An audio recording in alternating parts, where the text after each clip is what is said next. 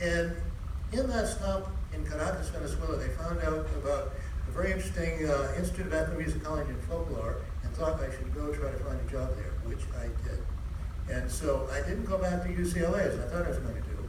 Here's another thing that happened in Seattle. I also met another ethnomusicologist from Great Britain, John Blacking, who's the head of ethnomusicology at the Queen's University of Belfast in Northern Ireland. And he convinced me I shouldn't go back to UCLA and study with, do my dissertation with Mendel Hood. I should go study with him because he did his dissertation on children's songs of the Venda in Zimbabwe, and my thesis at UCLA was on children's songs in Africa too, so we had this thing in common.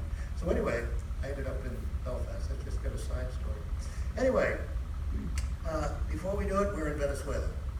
And I just had, this was, like Nigeria, an immersion experience. It was my second immersion experience, 5 years in Venezuela. It's just incredible.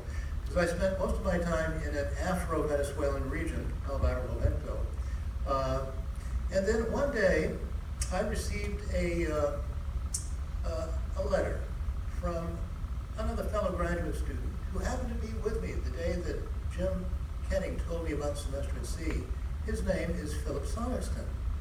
And Philip Sonicson said, hey, guess what? You know, that job that Jim Kenning had, I've got a position with that program now too. I think it was called World Campus Afloat in those days, maybe. Do I have that right, John? I think that was still World Campus Afloat. He said, I'm coming to town. Would you consider coming aboard and giving a lecture and taking a group of students out into the field? Now, this wasn't actually a semester voyage, as John reminded me yesterday. This was one of the interim Caribbean cruises. And, but I got a chance not only to meet Philip Sonicson, my good friend here, but I met John Timmis for the first time. And from that time on, for the next 4 years, living in Venezuela, every time the ship came, I was the kind of the import, the field office person for that particular country. So that's why I really began to learn. And then eventually I was invited to sail on 2 of those interim Caribbean cruises. And not only now did I know John, but I met Griff. How many of you knew Griff, who was the director of the Institute for Shipboard Education out here, M.A. Griffiths? And eventually I met a fellow, I think he was on one of those cruises with me too. I didn't get to know him too well. Sitting over there in the corner, that went on, you know? And before I knew it, I was employed. And we moved on the 1st of July, 1979, from Venezuela, got on the ship, in fact, in Venezuela, on the 1st of July in 79, and sailed back to Southern California. The program was still at Chapman College. And so all of these strokes of good luck that brought me to semester at sea, they didn't make much sense at the time, but when I think back on it right now, my gosh, if I had not met Mendel Hood, if that Murray Frank had not said, you know, spend a couple of weeks and find yourself a job.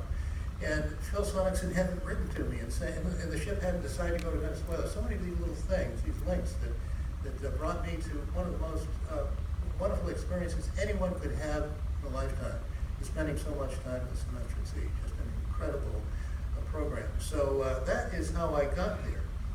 Now, this is La Guaira. Unfortunately, ships are no longer going to La Guaira. We lived in for 5 years in Venezuela when it was the golden era. There was all this oil money was coming in. It was just a wonderful place to live. Everybody was happy. And I think you know what's happening in Venezuela right now. It's a very, very sad story. And I have so many friends that are really struggling there. But anyway, now, let's see. One of the things I did, of course, is I started to meet many of not only those 2 voyages, but semester at sea, full voyages, semester voyages. And so I would meet the students, give a little talk on the ship, and I would take them out to Barrio, where I did most of my research. They would come. This area is famous for drumming. And there are especially 2 kinds of drums. These big mina drums, the one on the left, that's one ensemble that comes from West Africa. Then another ensemble, back you see 3 drums over there, called the Redondo drums, and they come from Central Africa. That was part of my research, to try to determine how they got to Africa from, how they got to Venezuela from Africa. And so I would have them come and listen to the Redondo drums, and also the mina drums, which is a very different kind of drumming and music. And we got them up to dance, and they had a wonderful time there. So So that was an immersion experience for me that at first when I met Semester at Sea, I saw these students, especially when on the cruises, coming off, they didn't, what were they doing here? They would just look to me like they were all going off to the beach. They really weren't interested in the culture, this, that, and everything else. So I had my doubts about this Semester at Sea program. But fortunately, the other very good stroke of good luck, I was hired by Griff, and it was the good luck was the three gentlemen who were my teachers, who taught me so much about Semester at Sea. And Lloyd over there, and of course John Timmons, and Dr. M.A. Griffiths. I was so lucky because they were all so supportive of me, knowing not too much about Semester at Sea. So, what I have to do, and I do this all the time, I'm sorry, I talk too much. And I see it's getting a little bit late, so I do want to just say a couple of things about immersion versus multi-country if I can. Because as I worked for Semester at Sea, and that's after Lloyd retired, I was in his position as the Chief Academic Officer. And of all of the things I did at Semester at Sea, one of the things I really liked to do most was travel, and I traveled in every state in this country, in the United States, I'm sure. Primarily recruiting faculty. Also, I was always on the lookout for international students. That was one of my main causes.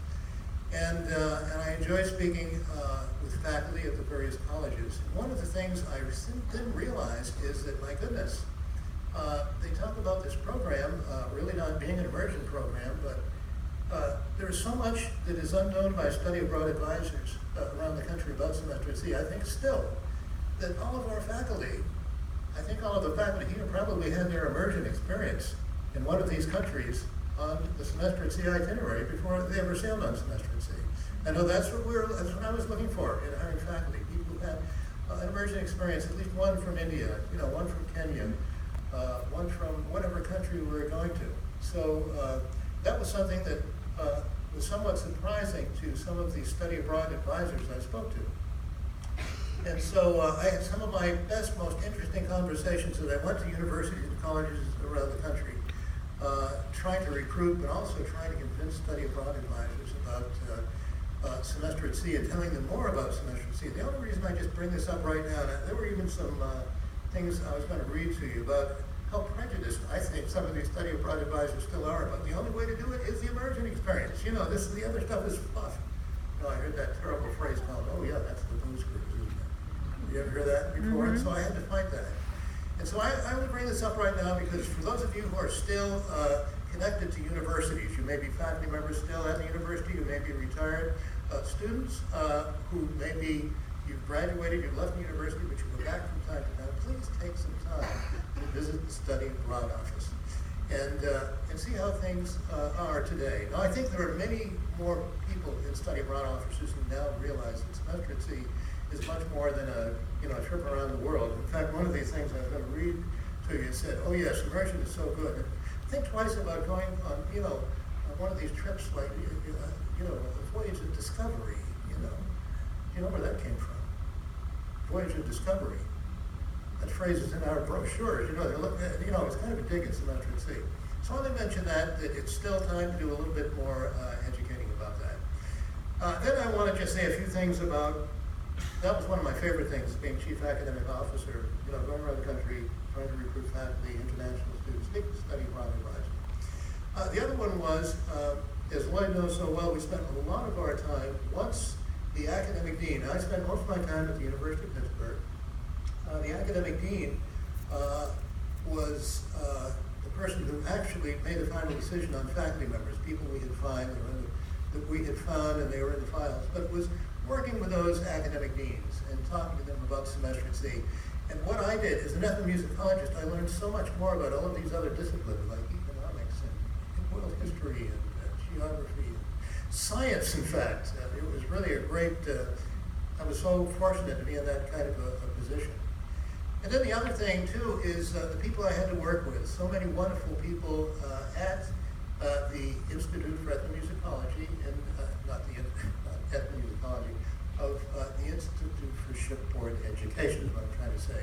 The people who worked with in the office, so many wonderful people. Some of you remember Larry Parlett, the late Larry Parlett from the old Dick Wood, and people who were with us on the ship, and people who we worked with in the office, my assistant Christina Senjo, and Jill Wright. How many of you sailed with Jill Wright? Sure, yeah. She took my job over after I retired, and we just had a wonderful relationship. In fact, I'm going to show you in just a minute, we shared a voyage. We thought this would be a great idea, and it worked well for us. Now, sorry, Semester at Sea didn't do that anymore. I was the executive dean of the first half of the voyage, and she turned up for the second half, and I came home early, spend more time with my family. So I hope, Lauren, that that might be thought of sometimes, but I think it worked out well. I'm not sure what John thinks about that. For Jill and I, definitely that was a great deal. Now, I think I counted, and I think 37 different voyages in the universe. You know, we all have our favorite ship, don't we? You know, it's usually the first one you sailed on, right? And the universe, I'm still in love with that old ship. And the other thing is too, I think I sailed with maybe 5 or 6 or 7 different captains over the years, something like that. Not as many as Lloyd or John, certainly, because they started in this well before I did. But we all seem to get to know one captain a little bit more than we do other captains. The ones you have sailed with more than others. Any idea who that might have been for me?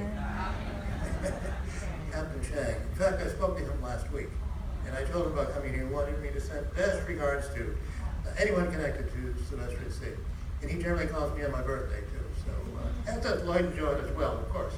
So, I learned so much from him, but one of the things I loved best when Captain Chang was the captain on my ship, I learned to love Chinese food.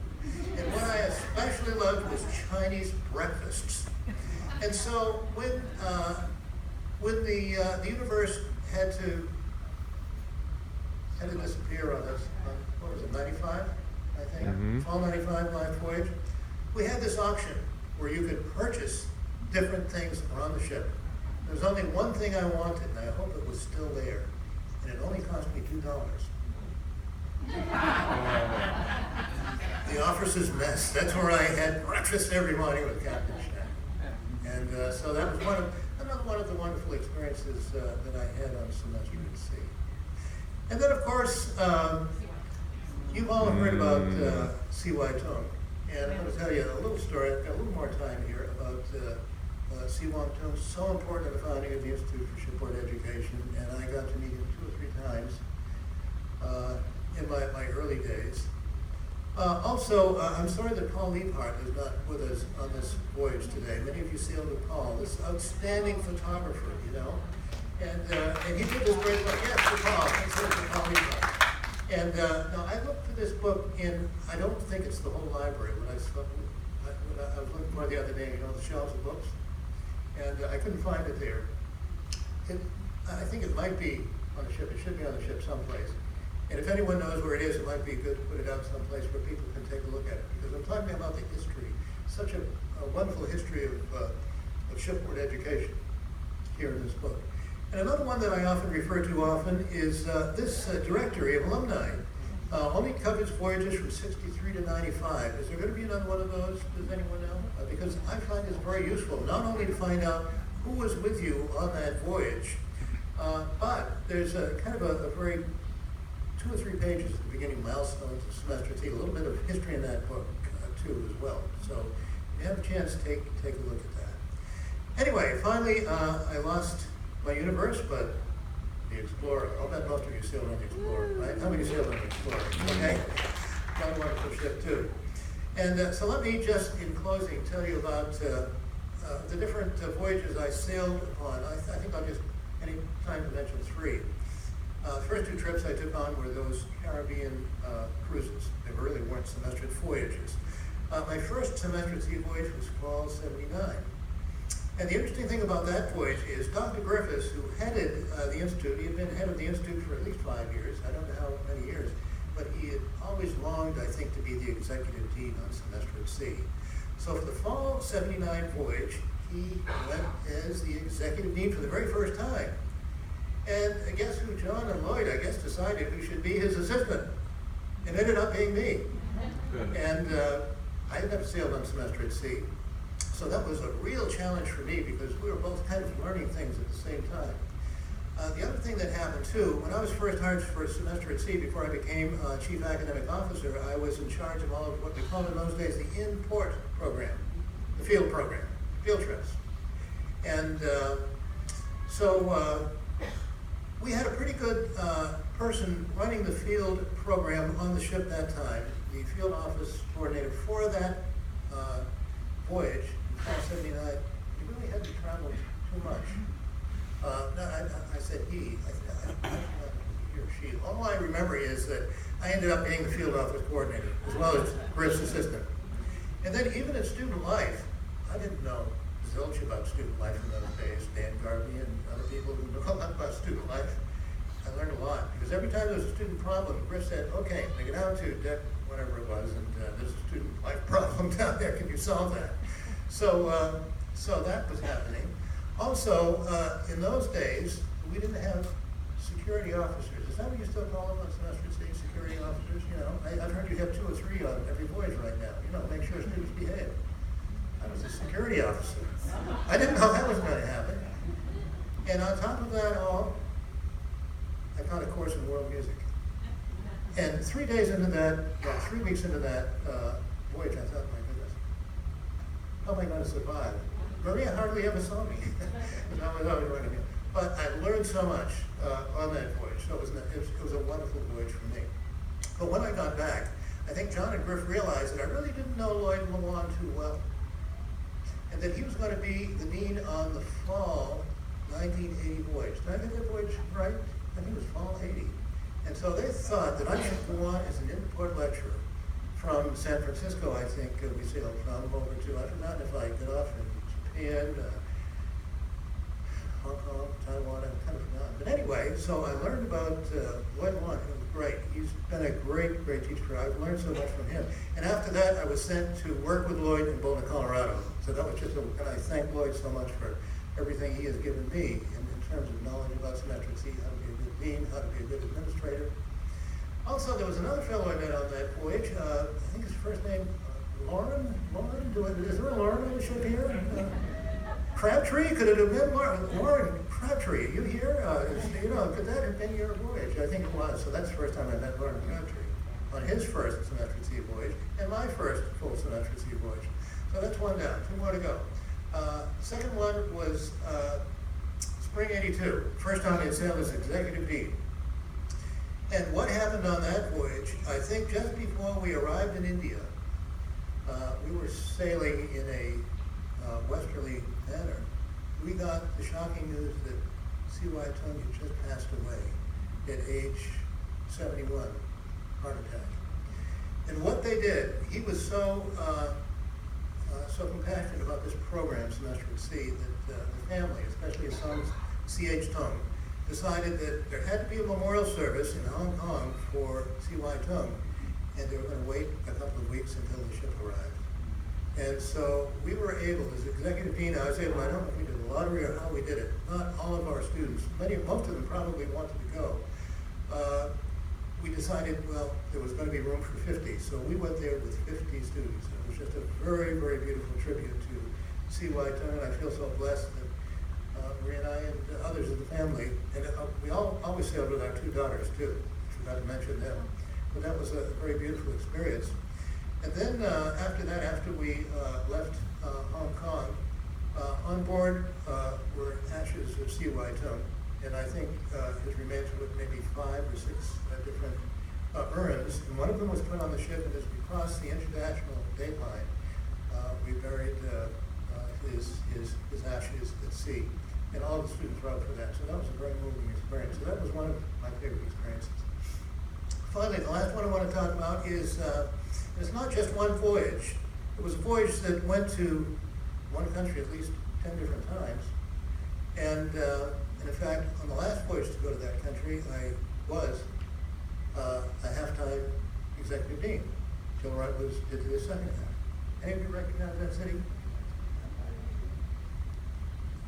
Havana, Cuba. It was at the end of my employment with Semester at Sea, and thank goodness for that. I was on the first group that went down to semester at sea. Les McCabe was with us, Jose Moreno from the University of Pittsburgh, Larry Glasgow, to kind of set up this. We were all very concerned. We didn't know if they were really going to let us go. We knew that we got permission from the State Department and whatnot, but we didn't know if Cuba was ready for us. Well, they did. And so I ended up being the in-port lecturer, I think, on 8 of those 10 different trips that went there, and just amazing. The first one, of course, we all wanted to see Fidel Castro, but we knew it probably would never happen. So I was on the first voyage as the in-port lecturer, and no, nothing happened, but it was a very good first visit. And then, Lloyd, I think you were on the second, was it the second or third visit to Cuba, when we asked, as usual, gee, the students would like to please see Fidel Castro from afar. And so, no, nothing was said. We got there, nothing seemed to be happening. And then I think it was the day before we were to depart, suddenly there was a whole bunch of buses that came shipside to us, and we were suddenly told that all of you have to go to a big meeting that we're going to have in the largest auditorium on the island, and there's going to be a very important dignitary come to that, and we all assumed it was going to be one of the vice presidents. So we all went there. Lloyd, you could ask Lloyd about the story, how it happened. We got there, and then all these dignitaries came out on stage, and we saw them all, and well, that's good, but no Fidel. And then suddenly, I think it was maybe the president of the University of Havana who came aboard, and now we would like to invite one more distinguished guest. Who was it? Fidel. How many of you got to see Fidel on one of those voyages? It was remarkable. And I'm going to end with this because being a Latin Americanist, it was very important for me because most of the people I worked with in Latin America recording music was basically folk music. I was out in the countryside in Venezuela, and many other countries of Venezuela before us through. And of course, all of these people adored Fidel. It's not like some of the messages you hear from other Cuban people, but most of these poor people were very enamored by him. And I think if you really heard the news when he passed away recently, that's the message we're getting from most Latin American countries. Anyway, here he is giving his speeches. They were only 3 or 4 hours long, that's all. And then at the end he would ask, well, do you have a question? And a student would ask a very good question, and then he would answer the question in about 60 seconds, and then go off to what he wanted to say for another 20 minutes, the message he wanted to get across. Very, very interesting these were. Anyway, on the final voyage, I think that was 304, each voyage that came, Fidel was more and more in sight, and more connected with it, very interested in the program. And on the last voyage, we were told on board ship that after the speech, and I think it was only maybe 2.5 hours that time, President Fidel Castro would like to invite all of the faculty and staff to a lounge where he had a program set up called Mojitos con Fidel. He spent at least 2 hours with us. Here he is talking to Dean Owen, the academic dean, and you see Jill Wright there with me. This was right after he spoke, but then we got over to have mojitos with Fidel. And he spoke to every single faculty member there, every single staff, with his translator right beside him, and she was translating. Fortunately, I spoke to him for about 15 minutes in Spanish, which was just an amazing opportunity for me. I didn't ask many questions. He was asking all these questions about the program, so we learned a lot about this semester at sea. And just loved being with the faculty, and every once in a while he'd go and make sure that we were getting good wine to drink, and the proper kind of mojitos. So that was just an one of the most incredible experiences I had this semester at sea. Well, guess what? Every semester at sea voyage, what did I have to do? I had to sing. I had to organize a barbershop quartet. This is my early days when I didn't have as much gray hair, but we had a couple of students and a faculty member there singing with us. And in later years, I even brought a former quartet from Pittsburgh, where we were living at the time. We sang and we brought up people to sing with us, and had a great time. So let me show these last two, because before this voyage is over, I want to have a barbershop quartet on this voyage. And I met Dan. Is it Dan or Don? Dan, you're going to be our baritone. So if any of you sing, what we really need is a bass. Hey, look, can you sing bass? You've got a deep voice. No? Oh, well, I might be able to convince Lloyd. And I'd love to get John in a barbershop quartet too. But no, Dixie says no. So if any of you like to sing and would like to help me, and not only a male quartet, I'd love to have a female quartet too. So if there are 4 ladies here who sing, one sings high, one sings low, and a couple of others middle, I would help you do it. I've got a couple of easy songs to sing. And that's about all I have to say today, and look forward to having you come up and tell me if you had interesting experiences that led you to Semester C. How did you find Semester C? I'd like to know more about that. Any questions you might have. It's just a pleasure for me to have been here and been able to speak with you. And I even had the chance to wear this guayabera. In the woods of Maine, I can't wear this very often, but that's why I had it on today. So thank you so much for coming.